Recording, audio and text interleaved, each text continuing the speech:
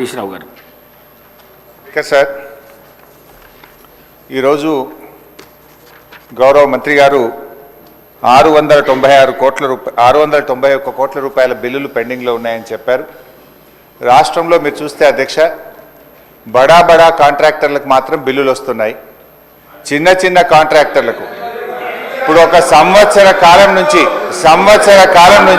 691 కోట్ల రూపాయలు ఇవ్వకుండా సర్పంచులను ఎంపీటీసీలను ఈ కాంగ్రెస్ ప్రభుత్వం గోసబుచ్చుకుంటా ఉంది అధ్యక్ష.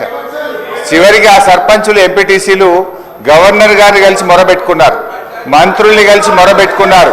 చలో అసెంబ్లీ కార్యక్రమానికి వస్తే వాళ్ళను అరెస్ట్ చేసి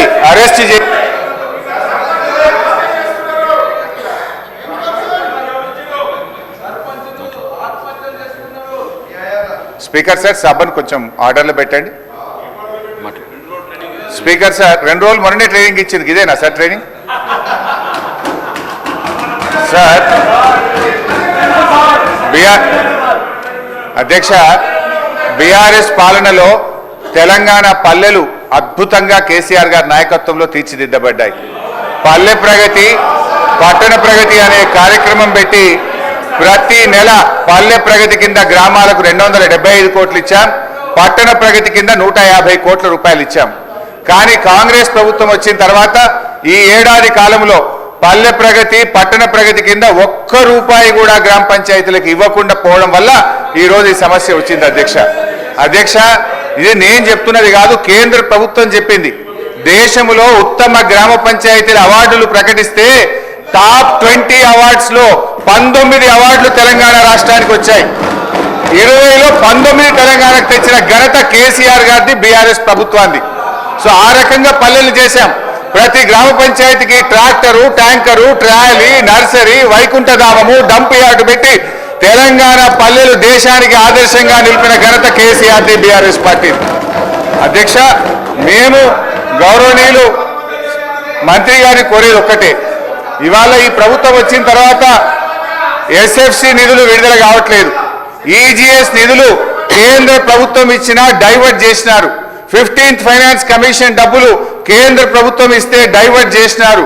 జీపీ జనరల్ ఫండ్ కూడా వాళ్ళ డబ్బులు వాళ్ళు ఖర్చు పెట్టుకోవడానికి కూడా ఫైనాన్స్ నుంచి క్లియరెన్స్ ఇయ్యక, చెక్కులు పాసిగాక ఇవాళ సర్పంచులు ఆత్మహత్య చేసుకునేటువంటి పరిస్థితి వచ్చింది.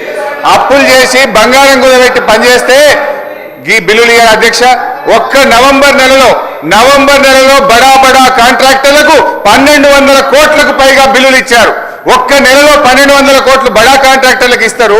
ఈ చిన్న కాంట్రాక్టర్లు 5 లక్షలు 10 లక్షలు చేసిన సర్పంచులు, ఎంపీటీసీలు, జెడ్పీటీసీల మీద ఎందుకు పగబట్టి కక్షతో వాళ్ళని ఇబ్బంది పెడుతున్నారని చెప్పి నేను ఈరోజు ప్రభుత్వాన్ని అడుగుతున్నా అధ్యక్ష.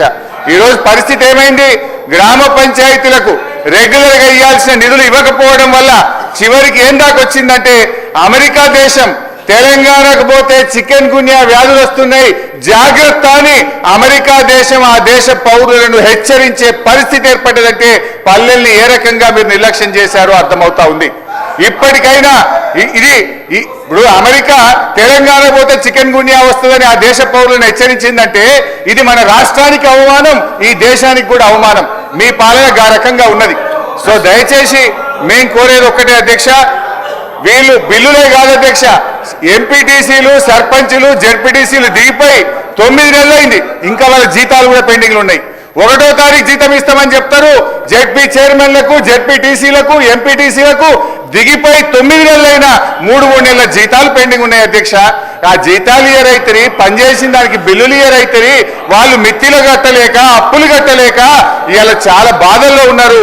నేను సూటిగా మంత్రి గారిని అడిగేది ఒక్కటే, దయచేసి త్వరలో ఇస్తాము, తొందరలో ఇస్తాం కాదు అధ్యక్ష, స్పష్టమైన డేట్ చెప్పి గ్రామ పంచాయతీ ఎన్నికలు మీరు పెట్టబోతున్నారు, ఆ లోపు వాళ్ళ బిల్లులన్నీ కూడా క్లియర్ చేయాలని చెప్తా ఉన్నాం.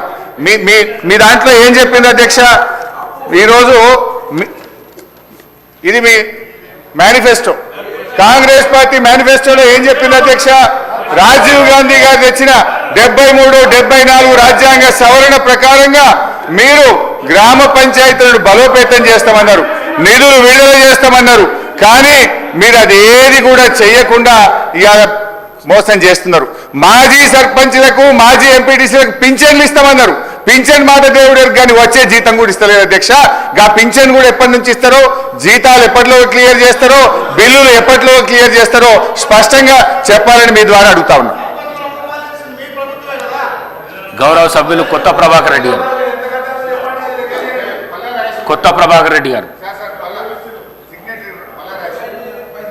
గౌరవ సభ్యులు పల్ల రాజేశ్వర రెడ్డి గారు. అధ్యక్ష, పంచాయతీరాజ్ బలోపేతం చేసి